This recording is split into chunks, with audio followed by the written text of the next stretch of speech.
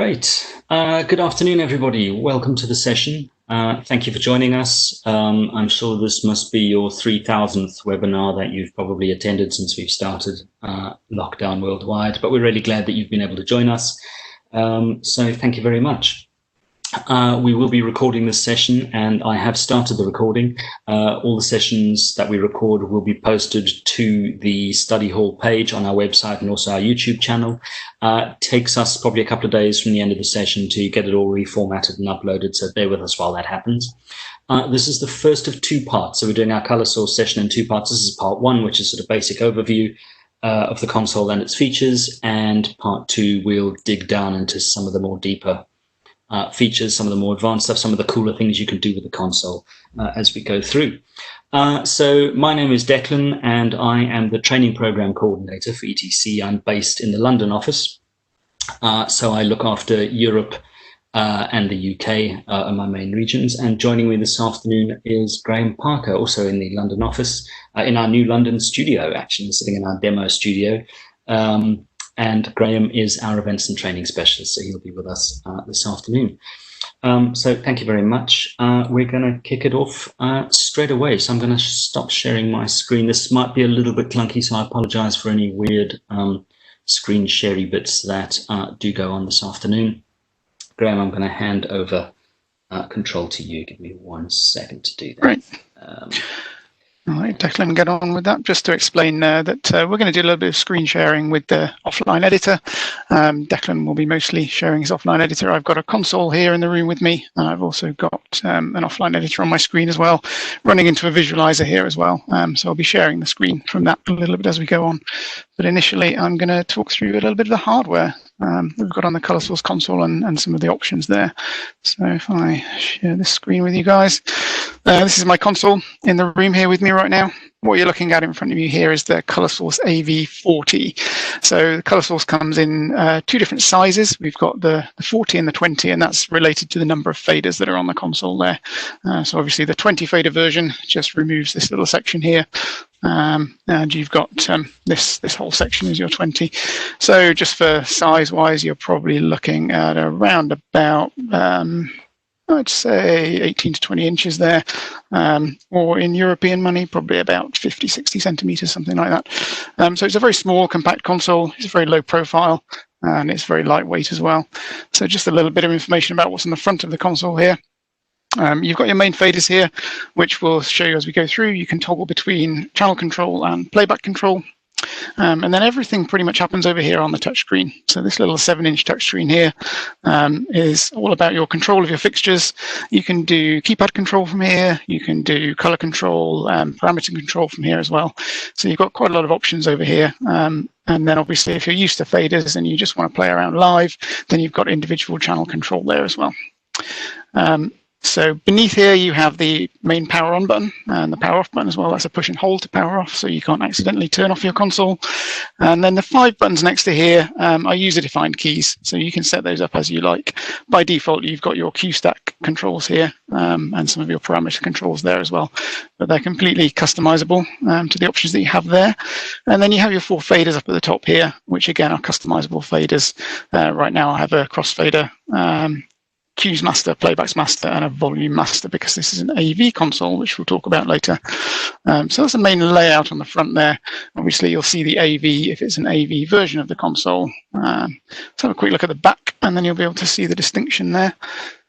So for those of you who have a console, this will all be very familiar.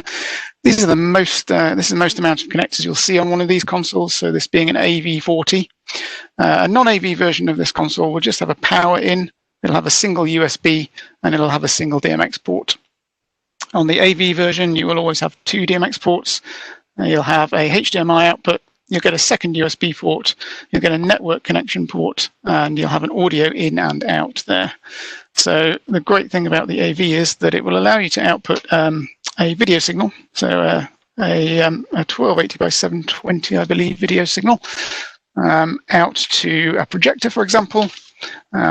or any screen that you've got. So if you're doing a small conference or a small show, theatrical show with a projector as a backdrop, then it will allow you to output static content to that device, and you can program that into your cues and into your memories as well. So it gives you a little bit of output there, and it'll also allow you to output sound effects from the audio output there. So that's just a 3.5mm jack on the back. It can take audio in, which will allow you to do some sound to light work as well, which we'll cover in the second session. So you've got quite a lot more functionality with the AV version of the console, with those two ports on the back there as well. The addition of the network port on the AV console allows you streaming ACN or ArtNet out, and it also allows you some OSC control as well. So if you're triggering in from a different device, then you can take in an OSC trigger, which, if you don't know about OSC, is a network protocol which is being used. Open Sound Control is what it's called. A lot of people are using that now. You'll see that in our EOS consoles as well. And then the second DMX port. So that allows you 2 universes of DMX out of here. So you do have 1024 control channels coming out of the back of the desk. That's limited on the number of channels you can control. So with the ColorSource 20, you will have yourself up to 80 channel controls. So that's 4 pages of 20. And then the ColorSource 40 is 2 pages of 40. And that's easily toggled, as you'll see as we go through, by the button on the console just here. And that will toggle those playback faders into channel faders, and you can go between the pages there as well. That pretty much covers the hardware. You'll see some of the configuration of buttons as we go through it. But I think I'll hand that back over to Declan now to start talking about power on and navigation. Great. I'm just going to stop my sharing. There we go. So in theory, if I now choose to share that screen, there we go. So what you should be seeing on your screens now is the offline editor for the ColorSource console. And this pretty much looks like the version of the face panel that Graham's just showing you. You've got, I've set this up to be the ColorSource 40. So I've got 2 rows of 20 faders, the 4 faders at the top, and this little touchscreen window, and my 6 little buttons at the bottom. So at the moment, when you power on the console, we have no show loaded. It's default, it's empty.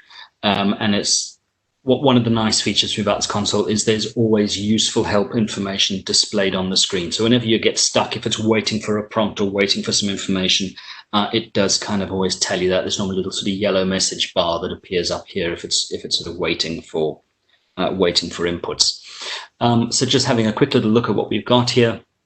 In the top left-hand corner, there's the little help button.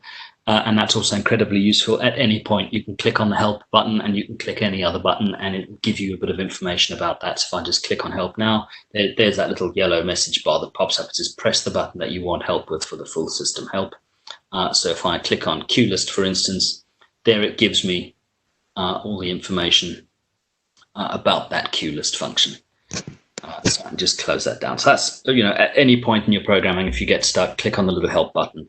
And you're sort of ready to go. You have these little 4 little buttons along the top here, which are just telling you what these faders are assigned to, and we'll get into customizing those a little bit later on in the session.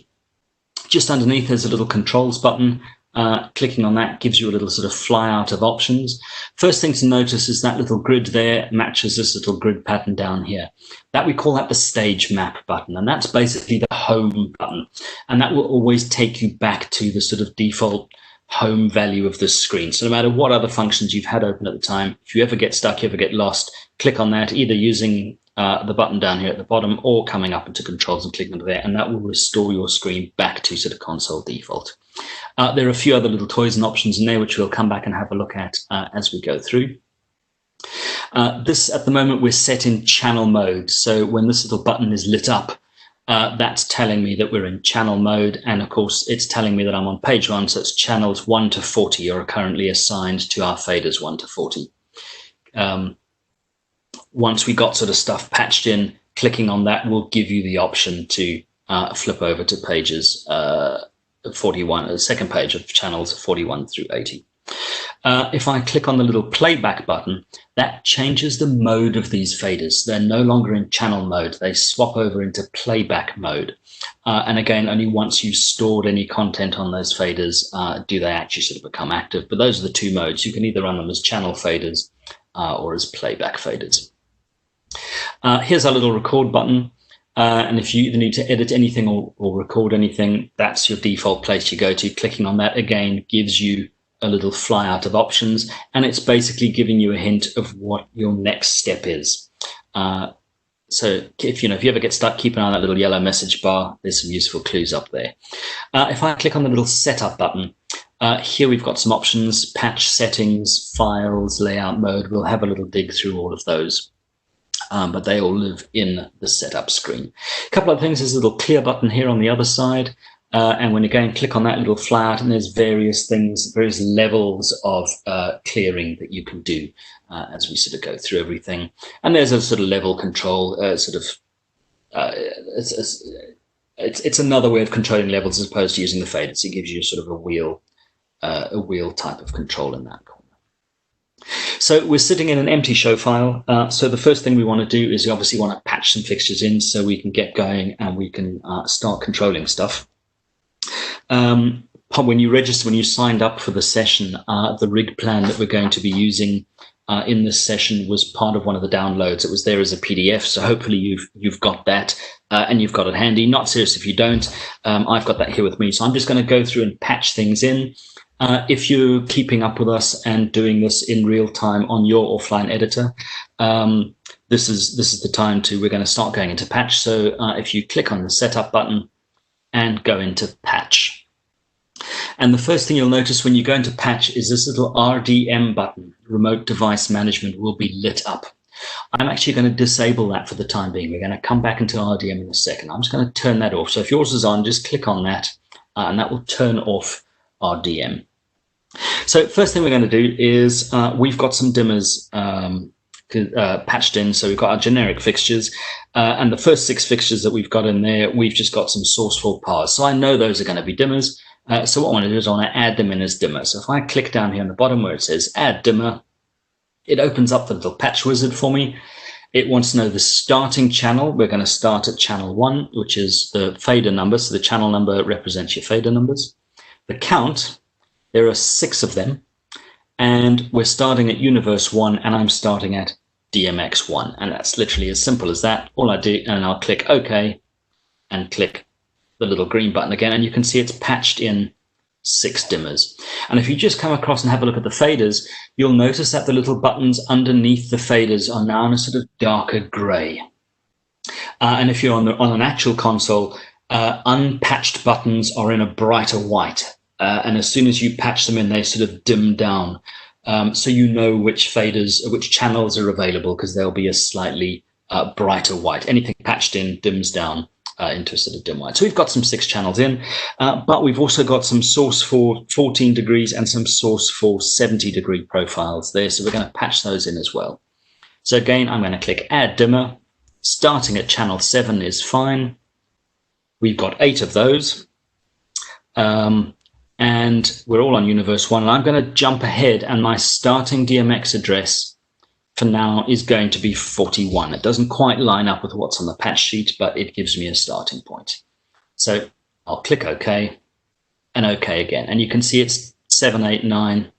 It's patched them all in sequentially, starting through. Now, if you compare that to what's on the patch sheet that came with the rig plan, that's not entirely accurate to what we've got. So if you want to make any adjustments, you can just grab this little window and you can scroll that down. You can get that out the way. If you need a little bit more screen real estate there, you can just drag that down out the way. So if we have a look at our patch, we've got 7. Channel 7 sits at 41, but channel 8 is actually at 43. These are actually going up in odd number increments. And that's easy to fix. If you just select the one that has the problem and then come up here to the top where it says it's DMX address, I can just give that a new number and click OK. It warns you straight away if there's any overlapping conflicts. Not a problem. Click on the next one, 45. We'll make that one 47. This is probably not the cleverest way to have addressed these channels. I'm getting lots of conflicts. And that's given me, so I've got 41, 43, 45, 47. So if I have a look at channel 11, I can see that that's actually should be 54. So clicking on that, 54, Next one is 53. Next one, and we'll get rid of the clash here, 52. Removes that clash, and the last one for us is 51. So what we've done is we've just patched in all our dimmers and we've fixed up their addresses. So everything now matches what's on our rig plan. So that's all there is dimmer-wise. So what we now need to look at is how to patch in fixtures. The next set of fixtures on our plan are some ColorSource paths. And for us to add those in, we're going to add those as a device. So if I click on Add Device, if you're on the offline editor, to scroll through your lists, you need to click and hold the left button, and that will give you the option to sort of scroll through, because that's based on the sort of touch screen behavior. But of course, the easiest thing to do is just search. So if I search for ETC fixtures, there it gives me the list. Scroll through ColorSource PAR, and they're all in 5-channel mode. There are 6 of them. They're starting at channel 15, which is correct. There are 6 of them. They're on universe 1, and the starting DMX address is 11. Click OK, and you can see that's patched those fixtures in, and you can see our sort of channel count here is starting to fill up a little bit. Add another device. We're going to search, and this time I'm going to search for high-end systems. There it is, and we'll scroll through till we get our solar frame. My alphabet has just left me. There it is, solar frame 750. Starting at channel 21, we have 4 of them. They're on universe 1. Now the starting address is 301. And the default DMX value, the DMX default spacing is 47. So if I want the addresses to butt up against each other, I can leave it as 47. If I want to put an offset in, which is what we want to do in this case, I can set that to be a spacing of 50. Click OK. And you can see that's popped them in with an increment of 50. So 301, 351, 401, and 451. Last few things we want to add in here. So again, add device. We'll come back to ETC, and we are looking for SourceForce Series 2. So we're scrolling through the list, and there is our SourceForce Series 2 luster, and they're in direct mode.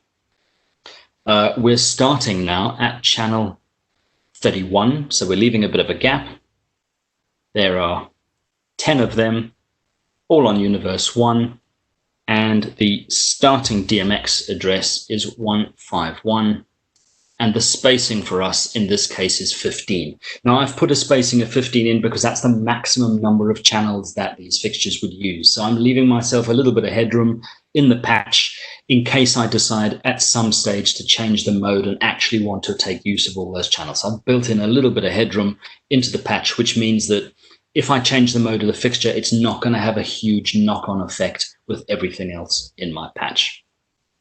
So I can say yes, accept that, and you can see it's patched in all those fixtures.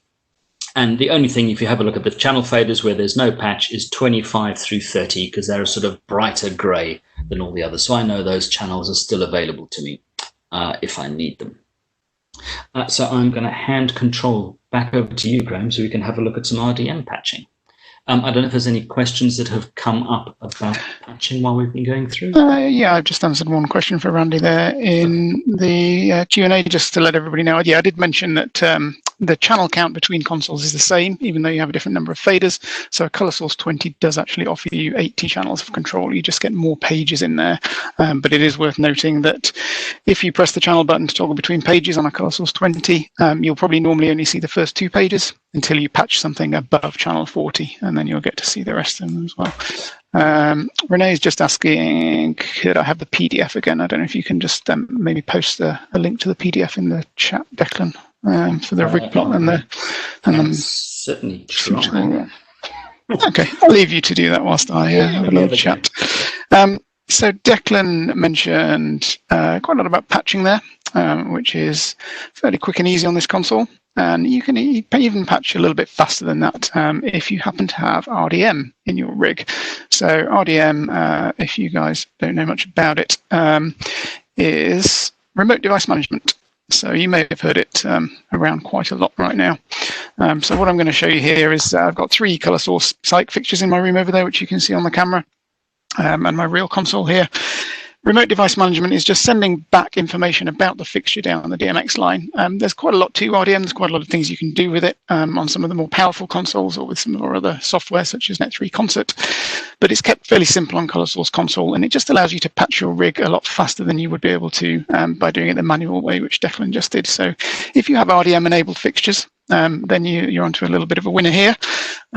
My 3 fixtures are plugged directly into my DMX port right now. So if I go into patch at this stage, and if I just give it a little second, you'll see there's a little RDM button up here, and then instantly I'm going to need to show you that. Yeah, great. RDM is on by default when you go into patch, and you'll see it's listed the 3 fixtures which are on the DMX line there.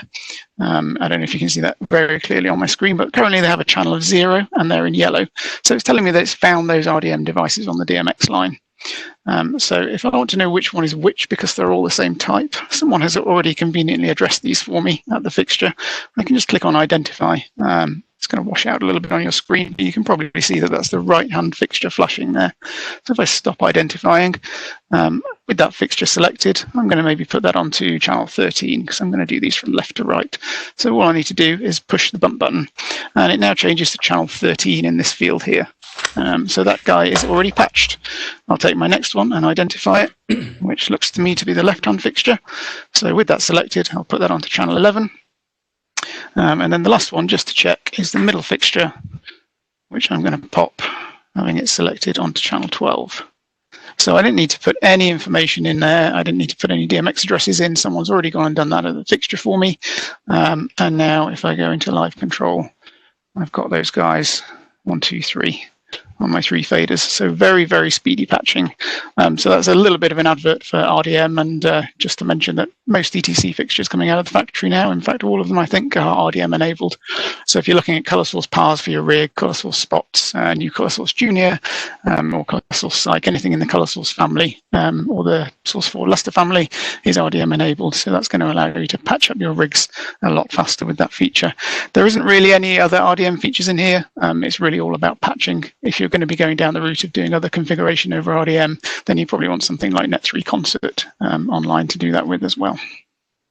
So that's just a really handy tool. So I'm just going to load up a new file here. We didn't touch too much on loading files, but if you go to Setup, Files, and then I've got a file saved on here, Show Files. Sorry, go to Open, and I'll just open this file that's got my rig in here. So this is local storage on here. You can also export to USB. So when you go into that menu, you can do an export and dump it onto a USB stick or import a file from a USB as well. But this is all internal non-volatile storage here. So you'll see the stage map on the screen here. Initially, this is a show file that I've already worked with. So Declan's show file just had a list of little squares along here of all the channel numbers. So there's a couple of ways you can interact here. You can select fixtures by tapping the button. Let me go back to a full screen view for you there. You can select by just tapping on the channel button underneath the channel. You can just bring up the fader and that selects the channel as well. And let's have a look at that so you can see that coming on. Or you can come and interact with what we call the stage map over here on the screen. So I have too many screens to show you here. There we go. Let's work on the real console. So on this stage map here, you can lay out just like a little magic sheet. It's a fairly basic level magic sheet. It's not nearly as advanced as the EOS magic sheets that you may have seen, but it allows you to lay out your stage map and your channels as they are appearing on the stage. So I know down here, I've got myself my ColorSource Pars. They're laid out in this orientation in the rig if you're looking at a rig plan there. And as I tap on them, I select them. And then I can use the virtual level wheel over here to bring them up and down. So the way we would set out this stage map, you can either go into Setup and click on Layout Mode. And that gives you the screen layout there. And you simply touch on the channel and drag it around and drop it in whichever square you want to physically lay that out as your stage is laid out and as your rig is laid out. Once you're done, just tap on the red button here or on the touch screen there. And that's committed now, and you've got control of that. This button will always take you back to the stage layout, just a single tap. The push and hold will power off the console, as I mentioned earlier, but a single tap will always take you back to this stage layout view. So you always know a quick way to get back to there, again, once you're done. So it really is as simple as just going and grabbing in there. Set up layout mode to get you into there. Alternatively, you can just push and hold on the screen at any point, and it puts you directly into that layout mode. And you can play around and move those around as you feel. There's a little zoom button over here, which is just zoom to fit. So if you pinch and swipe around the screen, it's multi-touch behavior as you'd expect with pinching and zooming. If you just want to get back to your normal view, just tap on there and it'll give you a full screen view of your complete rig. So it's entirely up to you how you lay that out. You will find if you've got a ColorSource 40 fully loaded, there's quite a lot of little squares to get on there. So you need to have a little think about how you lay that out properly. But I've just done it geographically here. So all my psych units are at the back. And then it's done as per the stage as it works its way down. My gobo's over here. So I know my rig. Otherwise, you could lay it out more logically. And just have a group of different things in different areas. There is a little tool in here. I don't know if we were planning to cover that today, but I'll just briefly mention it. There's a little quick select option in there. And you'll see in here there are some tools to select, like the left-hand side of your rig, the right-hand side of your rig. You'll see lots of arrows in there. But you'll also see some little buttons in there that say psych, fill, spot wash, flood, key, beam effect, different types of fixture.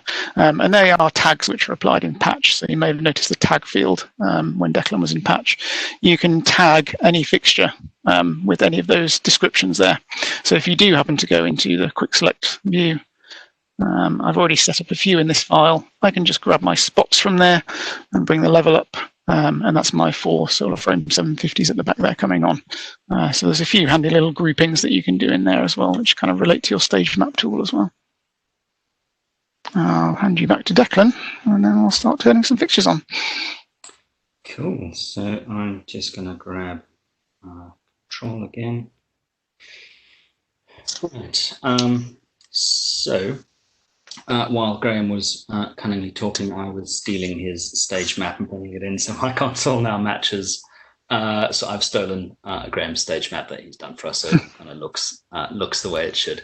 So before you get started, Declan, do you mind if I just answer a couple of those questions? Because I want to probably also not sharing the screen. So do you want to answer that while I get myself? Yeah. Question from Randy, do you recommend adding a wired mouse to make things any easier for use of the touchscreen? You can certainly put a wired mouse in there and that will work. I didn't mention that yet, but I have one over here. When we get into moving light controls, your mouse will allow you to pan and tilt control. So there's a little button which says enable trackball. So certainly a mouse may be useful for that. There are other controls on screen for pan and tilt on fixtures, but it might be worth putting a wired mouse in for that. I generally tend to find the touchscreen is fine. Just by touch, but if you prefer a mouse, then absolutely you can add a USB mouse in there, no problem at all. I'll quickly pick up on Patrick's question before you go, Declan. How many DMX universes are available on different consoles? So on the ColorSource 20 or 40 console, the non-AV versions, you have one local DMX port, so 512 channels available there to patch to those 80 control channels on the console. And you have 2 local DMX ports on any AV version. So that gives you 1024 outputs patchable to your 80 control channels. And then with the AV version as well, I mentioned you have streaming ACN and ArtNet. There are 5 universe options with the network protocols. So you can actually map those universes around. Within the console, you can patch to 5 universes. But you will have an offset there. So if you want to use streaming ACN universes 11 through 15, then you can just pop into the setup page and change those 5 universes from being 1 to 5 to 11 to 15, or any other numbers in between there. You don't have to be in a sequential range there. So you've got 5 universes of network protocol that you can patch to there. Cool. Is that all yours? Yeah. That's just great stuff. So here we go. We're back on the sort of offline console. So we're going to have a little bit of a look at channel control and start to then sort of record some memories and things into the console. So as Graham's already mentioned, a number of ways we can control things. We can just grab stuff on faders. We can use the stage map to select fixtures. If I want to clear my selection, I can just hit the little clear all button, and that sort of clears things down.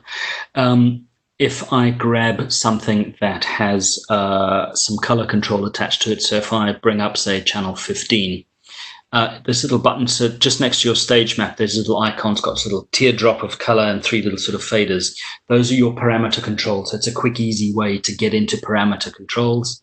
And I can then click in color.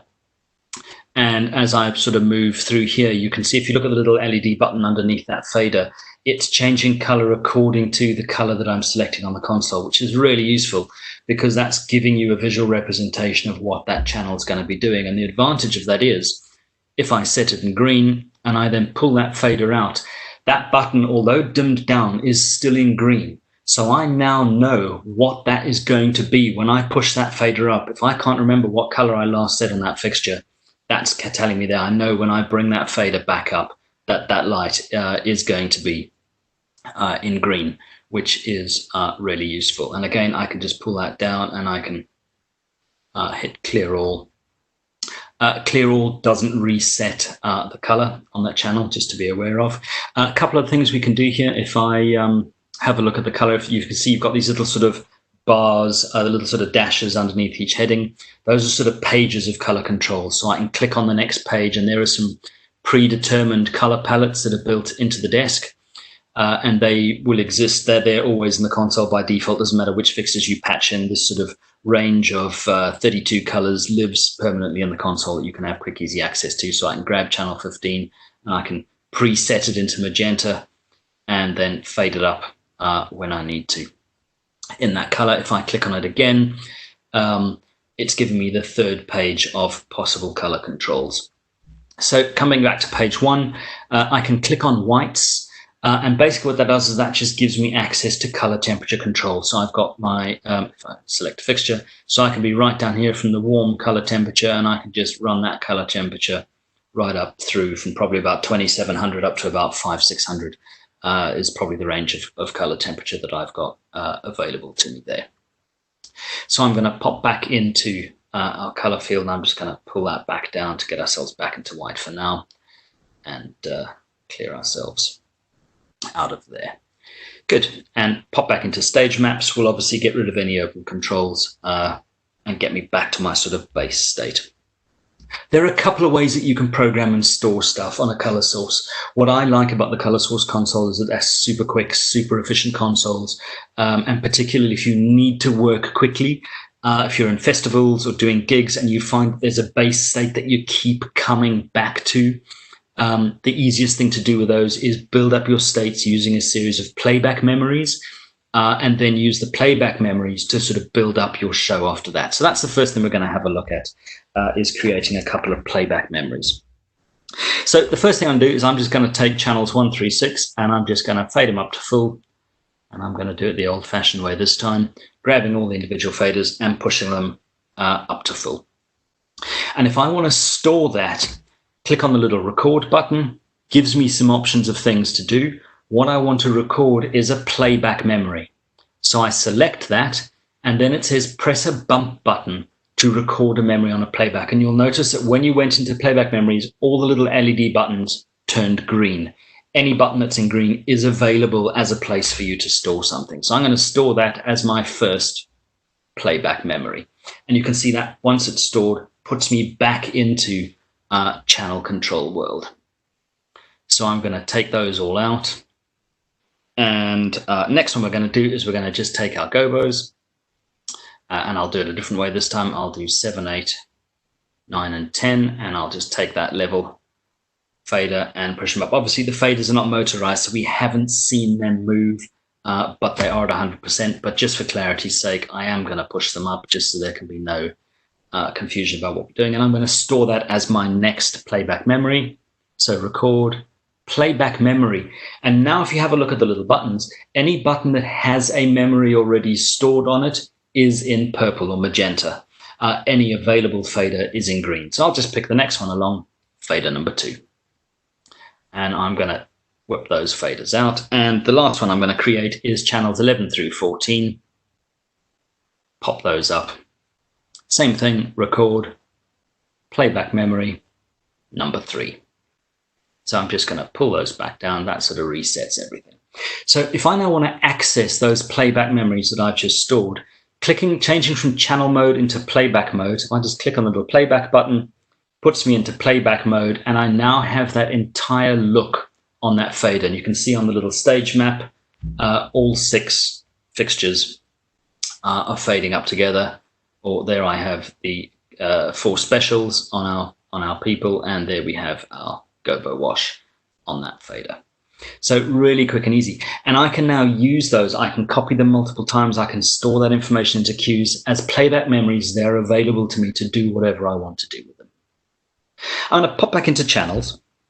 And the first thing I'm going to do is we're going to take our overhead LED pars. So that's channels 15 through 20. Just going to grab them, push them all up. And I want them to be a magenta. So I'm going to click up here and I'm going to pop them into a magenta. And that's the look that I want to store into this playback memory. And you can see if you look at the little stage map, they've also changed color down there as well. So record, playback memory. I'm going to leave myself a little bit of space. I'm going to put that on number 6. I'm going to pull those guys back down. Great. And I'm now going to grab our psych channel. So if I just take 31, 32, 33, 34, and 35. Those are the top psych lights. And I'm going to put them into red. So I'm going to put them in primary red, and I'm going to store that as our next playback memory. So playback memory, I'm going to leave myself a little bit of space again. I'm going to put that into 11. They are still selected because those are the channels I'm still working with, and they're still highlighted in green on the stage map. So I know that they're still actively selected.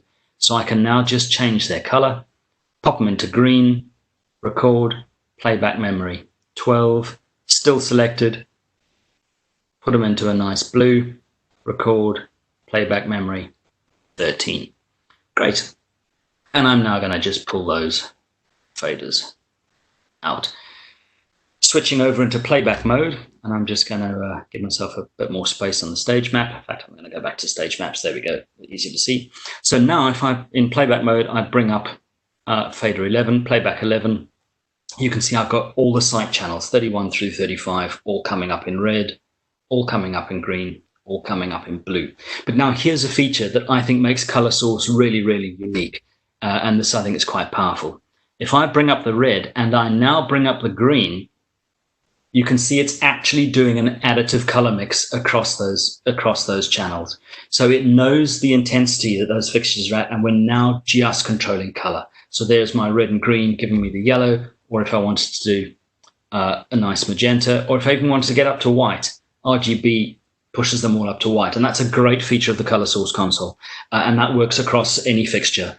The way it deals with color is it'll always mix things additively across the faders, which is a really, really useful and powerful tool. One thing to just flag about that, though, is while the ColorSource library is really extensive, it's quite possible that you might have a fixture in your venue or something might get released before we've had a chance to update the fixture library. You can build your own fixtures.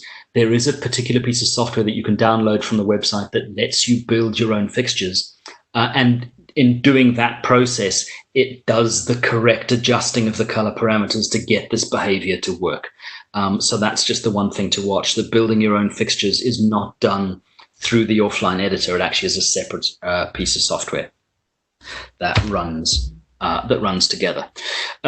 So that's just sort of a quick look. And of course, you can add these together. So I can bring up my top lights, and I can have the red cyc on top of that, and I can add the sort of magenta top lights on top of that. So I can just build up states as I go. So it becomes a really quick, easy way to build looks and get yourself up and running really super quickly. Next little thing I want to have a look at is something called a playback sequence. So you've got your looks, 9 times out of 10, it's not long. You're in your plotting session. You're not going to be too far in before the designer turns around or before somebody says to you, hey, it'd be great if those lights, if we could do a little chase sequence or have a little effect running on those lights. A couple of ways we can do them on the console. The way I'm going to have a look at now is using what we call a playback sequence. So what we want to do is I'm going to pop back into channel mode for a second. And I'm going to come to record edit. And here under record is record playback sequence, because that's what we're having a look at next. So I select record playback sequence, and it wants to know which fader I want to store that on. Any one in green is available. I'm going to choose number 19. And now it wants to know what we're putting into that, into this effect. And the first thing I'm going to do is I'm going to have channel 11 up at full. So I just fade that channel up and I click on Store and New in the little window there, Store and New, and it automatically creates the second step. So I can now swap that out, Store and New, next channel, Store and New, and on the last channel I want, I hit Store and Exit, and that sort of takes me out of this window and creates that playback sequence. If I pull that down, if I now come back into playback mode, you can see channel 19 is a sort of, on the actual console, it's kind of a sort of mustardy colored button. It's a sort of a yellowy green sort of color, and those show me that they're playback sequences. And if I just push that fader up, you'll see there's my little chase running quite slowly at the moment, because obviously that was just a default time. Everything was set to 1 second. We can go in and edit that in a second. But a quick, easy way to adjust that rate, if I click on playback, little button pops out the side that says sequence rate. Select the bump button you want to change the rate for. So I'm going to select number 19, and you'll see that your level wheel has become a rate wheel, and I can just push that rate wheel all the way up, and you can see that little effect is now running so much faster. So really quick, easy way you can get a chase happening, and you can speed it up super quick. If I do want to edit that chase, I'm just going to pull that down for a second to stop that from running. If I want to edit anything in that sequence, again, click on the Record Edit button. What do I want to edit? I want to edit my sequence list, and I want to edit that one. So you click on number 19, and here you can see it's popped me into this little editing table, and I can select step 1, and I can change any of these times. I can say, please be 0.5, 0.5, 0.5. So it's a little bit tedious. You do have to go through step by step to actually get all these changes in. But the advantage is there's a great deal of control that you have over the individual steps in these sequences. They're a little bit more than just a normal chase. The in time is the fade in time of the fixture. The out is the fade out. And the follow is, which I've made 5 seconds, not 0.5. That's the time between each step. And obviously, when you're happy with all of that, you can also click on new step. You can copy steps, delete steps, edit steps if you need to take a channel out or change channel information. But when you're finished, clicking exit takes you out of there, and that will have now updated. If I click on that, you can see it's doing a sort of funny time. It's holding on channel 11 a little bit longer because of that weird follow time that I put in there. So that's done the update onto those channels.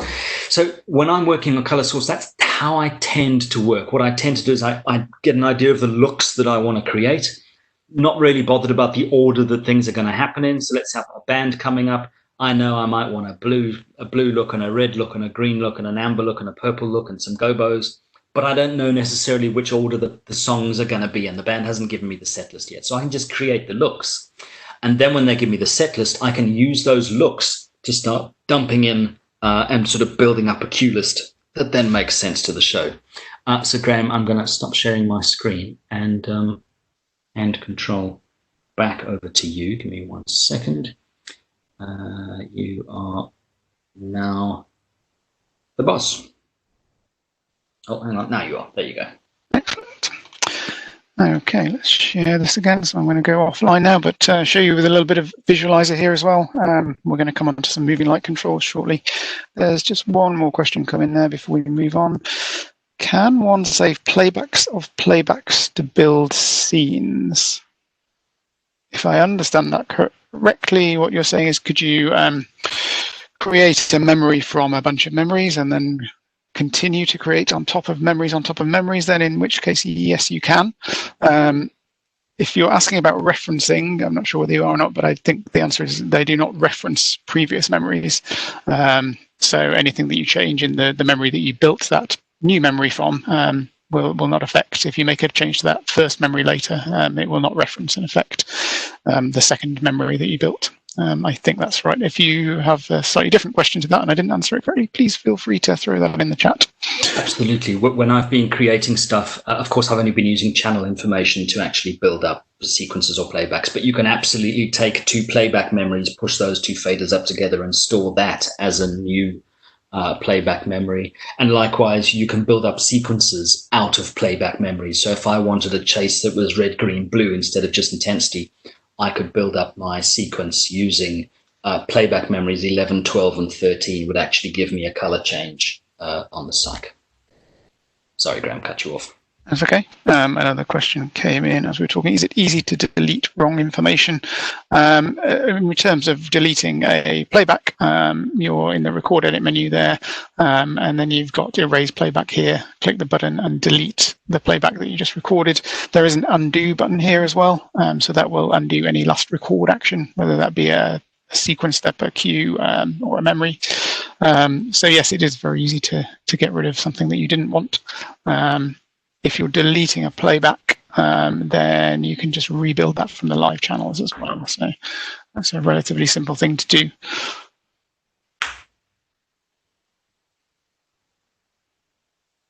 Okay. All right, so let's talk about cue list then. So Declan's just shown us how powerful this console is for what I'd say more of a on the hoof busking type scenario. The memories and sequences and everything are great for that. If you're doing a traditional theatrical show and you'd like to just program a cue stack, then that is absolutely possible on here as well, which I think puts ColorSource above some other consoles. A lot of these kind of data per channel consoles and memory consoles have very good features for recording onto faders and manual control, but often you just want a cue stack for your theatrical show that you're running. So we can definitely do that in here. And that's a very simple thing to do. So let's just start making a couple of cues in here. So I'm just going to bring up a little bit of a wash here with these guys. Let's just throw them all in. We haven't actually mentioned keypad entry yet, I don't think, so maybe that's a good time to do that. And if we're in the theatrical world, let's do it that way around. If we go to controls and keypad, you'll see a very familiar numerical keypad here if you're used to using command line entry consoles at all. So we can do channel 1 through 6 at 50. Enter. Let's put our little wash in there. So let's start off with that as Q1 and record. And you're just going to simply press Q. By default, if there's nothing in your list, it'll choose Q1 for you there. Once you've recorded it, you have some options here of timing. The default timing at the moment is set to 1 up and 1 down. So that's your in and out time. Your follow time will, of course, be your follow on cue time if you need that in there. And then if you want to name that cue once you've done it, you can come in here and name it. Note that there is a store button at the bottom here. So when I clicked on record cue, it doesn't instantly store. You do need to press the store button there. So on a console, you can either use the touchscreen or you can use the physical button underneath there. So I might just give that a name and just call it wash. And that's my first cue of the show. And I'll click store. So that's already in here. You'll notice now up in the top right-hand side of your screen that we're currently in Q1. The pending queue will be Q1 as well because we don't have any additional queues to that yet. And there's a little progress bar there as well. So we'll see that run as we go. When we start playing back cues down here on the right-hand side there, you've got your forwards play button, your back button, and your hold button there as well for your cue stack. If I just click on cue list here, you'll see that you can have a cue list display, and I can make that a little bit bigger by dragging the stage map down, and this will show me my current cue list display on screen here as well. So that will just toggle on and off. Let's add some more things in here and build the next cue. So let's bring in a little special on the Loch Ness Monster at the back there. If anybody's wondering, this is the previous demo room that we used to have in London here, and we had these little cutouts of various characters. So that's why we have Charlie Chaplin and Marilyn Monroe and so on in there. So let's give him a special, and then that's going to be our next cue. So we'll record cue, and I might want to bring this guy in over 5 seconds, add my time in there. I'm not worried about my downtime there, nothing's coming out, and then click on store. And now you'll see that we're in Q2. We always get put into the queue that we've just recorded. And if we want, we can go back to the previous queue, take that special out. And then as we run in there, we'll see a 5-second fade, and you see your progress bar coming up there as well. And again, if you're in your cue list view, you'll see what's happening on screen there. We'll talk a little bit more about content and things probably in the next session, the week after next, but this is just letting us know whether we've got intensity, color, movement information, or beam information in there. So there are some filtering options that you can put in there. Let's just add in another cue there. So I might take out this special, and then let's bring in the psych a little bit just by throwing those faders up there. As they're selected, let's also put them into a color.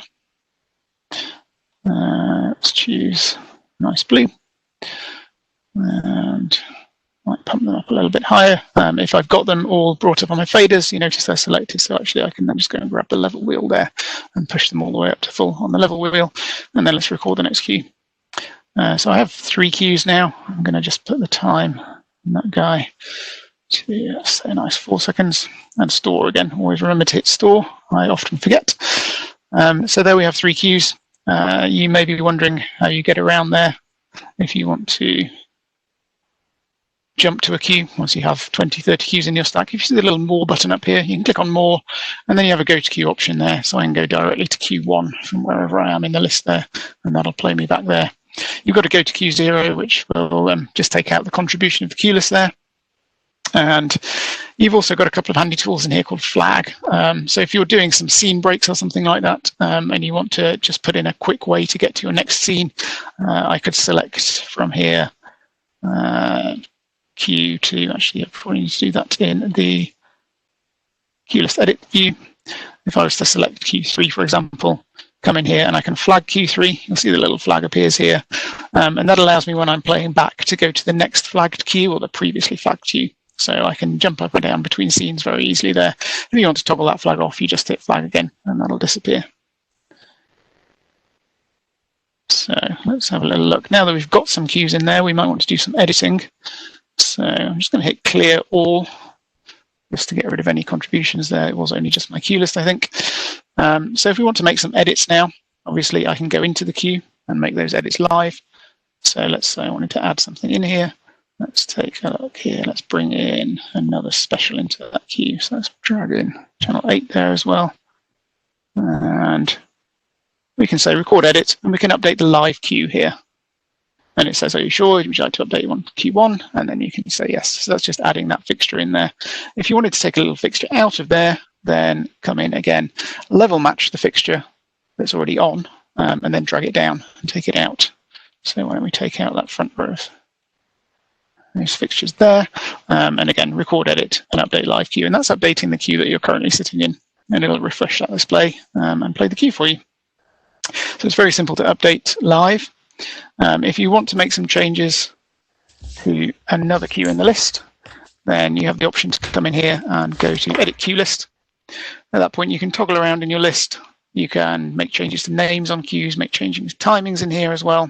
But if I want to specifically have a look at this cue and edit it, let's say cue 3, I'd like to bring something back in there. So let's go edit cue. And you'll see it says on your screen here, edit 3.0 live. So what's happening here is it's put you into cue 3 live if you weren't already on the output. And then it allows you to come in there and make some edits. So I might grab channel 2 and bring that down, take that out. Maybe take channel 4 out as well. And then once we've made those edits, we can choose to store. We can store and edit the next cue, or we can just exit or cancel that move. So if I hit store there, are you sure you want to update cue 3? Yes, I do. And then we can exit. So we've effectively exited editing mode now. And then you're back in your cue list again, and you can run into whichever cue you want to there. I think I covered all your cue options there. So let's just take a look, whilst we're recording some cues, let's add in some moving lights as well. And we haven't really controlled any moving heads yet. So I'm going to go to my stage map again. My moving lights in this rig here are channels 21 through 24. So let's just go one at a time here. If I grab channel 21, I'll choose the level wheel option to bring that up right now. Currently it's defaulted to a full zoom. So to position that fixture a little better, I think what I might want to do is come in here, go to my controls and go to beam. I'm going to scroll down to find my zoom control, which is here. And then if this were a touch screen, I would simply tap my finger on it and roll up and down. So I'll bring the zoom all the way down on that fixture there. That's going to allow me to focus it a little bit better. what I'm going to do is clear my cues for now. In fact, let's clear those channels. Let's just grab that guy back again, just so I can focus. Oh, too many things selected. Double click.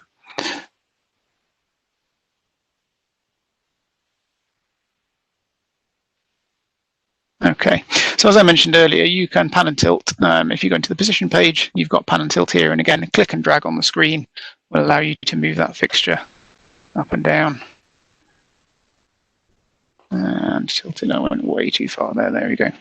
The other option you have is to plug in a mouse, as we discussed. So if I come over here and click on trackball pan tilt, then my trackball or my mouse is currently controlling pan and tilt, and that's a very smooth movement. Actually, it's a very nice way to control pan and tilt on a fixture.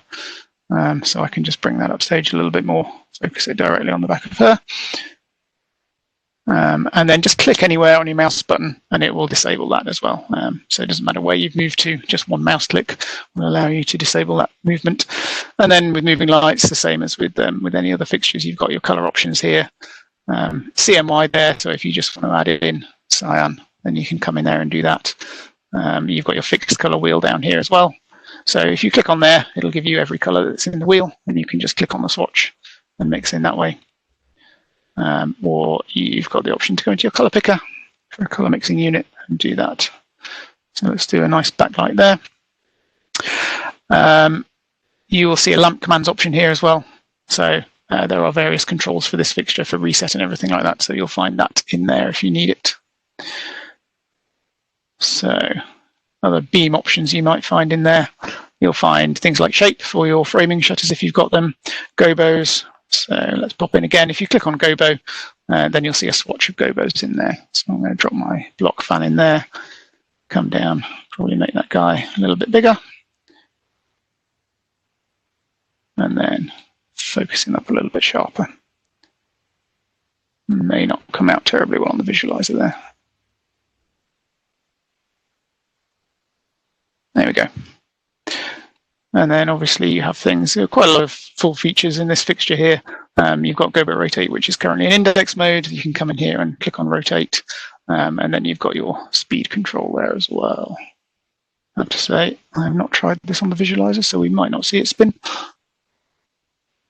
But there's your theory anyway. Shape 1A, shape 1B. So that's basically framing shutter 1 and both sides of it. Various people control shutters in various ways. In this case, we've just got 1 for shutter 1, and then we've got both ends of the shutter. So you can angle it like that. And that's all on your beam page there. As you come to record, again, we'll probably cover this in the next session, you have some options when you come in to record a cue. You've got your include options down here. So not only what channels are included, whether it's the active channels, the selected channels, or all channels, you then have the options to include some categories as well. So intensity and color we tend to group together on this console. And then you've got position and beam information as well. So if you're making memories here with moving lights, then you might just want to make up a few memories that quickly give you a nice beam look. And you could put all of those into there. There is also the beam palettes options, which we'll explore a little bit more in the next session as well. But it's just worth knowing that there's some filtering there if you need it. So as I just did earlier, if you do need to start that again, you can hit clear and you can clear all. Or the other option you've got up here if you need it is you've got some home functions. So home, position, color, and beam. So if I just want to clear out the beam and start again with that gobo and do something new and my size and all of that information, I can just clear. And that goes back to its home position, which is its full zoom. And again, same goes for color if I want to do that, but keep the same position. And then once you've done that, if you're recording into cues or memories, the function is the same. You come in here, record cue. I'm just going to record that as my next cue. It's worth noting here that this console will basically auto mark for you. So you don't have to worry about positioning your fixtures. I'm going to go to cue 1 and just run through those cues. So my first cue is my second cue. And you'll notice on the cue list screen here now that we have some information for a moving fixture there. So we've got some pan and tilt information, some beam information, as well as the intensity and color information. So we see that there's something else coming up in this cue as far as our moving lights are concerned. Hit go, that'll put me into 3 in my next cue as my moving ahead in the scene. If I hit go there, it comes up in the right place, and it's marked itself for that position. So how are we doing time? We are pretty much at the end of the session. What do you feel, Declan? Do you think we should cover effects in our next session? I'm not yes. Yeah, I think so. I think the only thing to have a look at in this session is storing color and position palettes. Yeah, we can look at that now. Absolutely. And then because you've covered the sort of selection, the include options, which was the only other thing that we needed to look at, and we should probably actually touch on a little bit of customization. So just take a couple of minutes and look at that. Okay. And then we'll pick up effects in session 2. Okay, we'll just cover a couple of palettes quickly then, and then let you get onto the advanced customization stuff. Okay, let's clear everything here and start again from scratch. I'm going to grab all of my moving fixtures in there, bring them all up, and I am going to probably put them all into,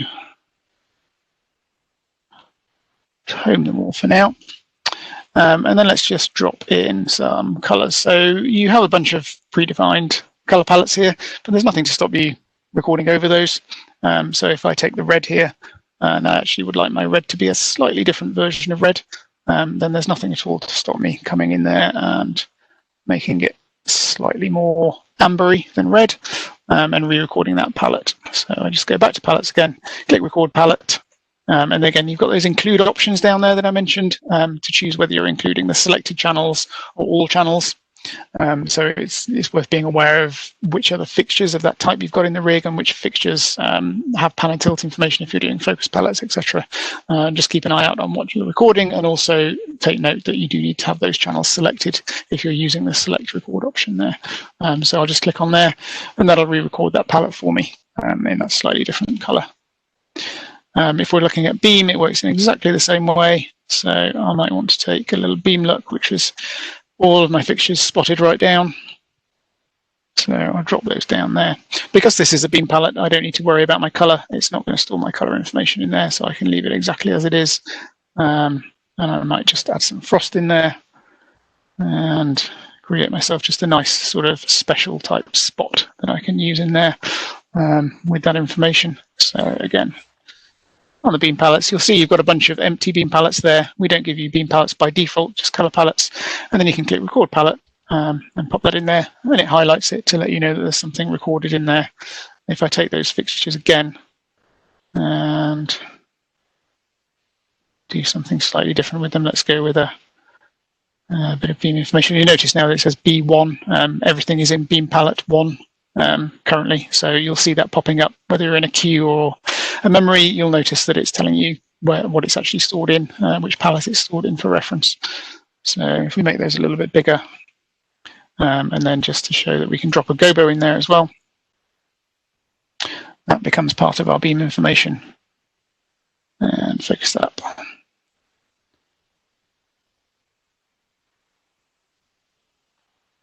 And then again, just go to beam palettes, record palette, and that'll be beam palette 2. So now we have 2 separate beam palettes, and we can toggle between those as we wish. I already had a couple of focus palettes recorded in here, I think. So you can start to build up your moving light looks quite quickly here now once you've got a few palettes in there. Look at those different positions, pop into your beams, and go into your different beam palettes and program away as you like. So they'll all be available to you. And they will be stored in memories, queues, sequences, wherever you want them to be. So if you're looking to do a movement effect, obviously we'll talk about the actual effects engine, which is quite sophisticated in this console. But you can also do that by programming sequences if you want very specific moves around focus palettes that you've already created. Graham, just one question's come in. If the console auto marks, is there a way to put a block in, or do you have to put in step cues to prevent live moves? I think the answer to that is you would have to put a 1% level in to prevent a live move. That's a very good question, which I don't fully know the answer to now. I'm just going to check there's nothing in settings there. It's a relatively low-level auto-mark feature in this console. You will find that with ColorSource, it's deliberately designed to be a fairly low-level, simple console, so there aren't a whole bunch of setup options like you would find in EOS or something like that for the marking and so on. I think the answer is that you do need to give it a little bit of a level. You've got move dark time in here, just whilst we're mentioning that. So you can have it moving over a certain amount of time if it's a noisy fixture. I will double check that, and I will certainly, if you're in the next session, answer that fully in the next session. But I think the answer is, as you say, just to give it a little bit of hard information of 1% or something like that. And then in the queue stack, do the changes track or affect only the queue in your editing? It's a queue only console. We're not, your changes don't track through. Great. So I might try and steal control. Yeah, I'll just give that back to you. The last little thing, thank you very much for hanging around with us. I know that we're running a little over time. Last little thing I want to have a look at is just some of the sort of customization and some of the setup features on the console. So to do that from your main window, if you click on the little setup, and you can go into the settings button, there's a few sort of language options. And there's two operating modes. There's simple and complete. Of course, now I've started down this road. I can't remember what the difference is between the two of them. Simple mode is, we've been working in complete mode for now. Simple mode is a much simpler version of operations, so it really is just channel faders. There are no memory faders on the main bank of faders. The 4 faders up above the touchscreen become memory faders. So you effectively have channel control faders and 4 memory faders, and that's kind of it. But yeah, the default for the console will be complete mode, which is probably where you want to be. We've had a look at this already. You can come into times. Any of the, so when we've been recording cues or any of the sort of defaults, it's getting these sort of default times, and this is where it's getting them from. So feel free, if you need to pop in there and change any of that, absolutely. There's sort of 2 independents that you have control over, and you can sort of patch those in. So that could be things like a mirror ball on or off, or a what else you might want to put on an independent. Basically, it's a sort of on-off toggle, and you can assign those. I'll show you where the independent buttons are, but you can basically patch them in and choose what they are in this area. Coming into the console button, you obviously got some backlight options, and it's when you're in the console area that you can actually determine what these buttons are. So if I don't want that to be a cues master, clicking on that gives me a few options of things that fader is able to be. Likewise, if I come down here to the bottom, there's a set of options that those bottom buttons can be. So if you're not running any cue lists, you may not need the cue list button. You might want a sort of master blackout button or an effects button, or so you can jiggle those around and change those as you need to. You can come into the erase option. So if you need to get rid of all your sequences or all your cue list or all your memories, you can come in and choose which bits you want to clear. There is no undo for this operation though. So once you have cleared it, it's gone. You would have to reload the show file if you wanted anything to come back in. So I'm just going to cancel out of that. And tags. We'll have a look at tags. We'll spend a bit more time on tags next week. But you can quickly, when you're patching stuff in, you can assign tags to fixtures, so they become on your channel map. And when you're sort of scrolling through patches, gives quick sort of references of things that you can access through there. So those are some of the little things that you can customize. We'll dig down a little deeper into this in session number 2. Just going to get out of here. So I go back to stage map. So we haven't really had a look at this little button up here. If I click on that little button, that gives me an access to a blackout button. So if I wanted to get to a blackout, I can hit that and hit the blackout button, or that's where I have access to my 2 independent channels that we've patched in. So clicking on that, independent 1, independent 2, and that's a toggle, toggles them on, toggles them off. That's kind of us for today. So that's a super quick crash course for ColorSource. Graham, if there's any other questions or anything that's come into chat that we should have a look at quickly.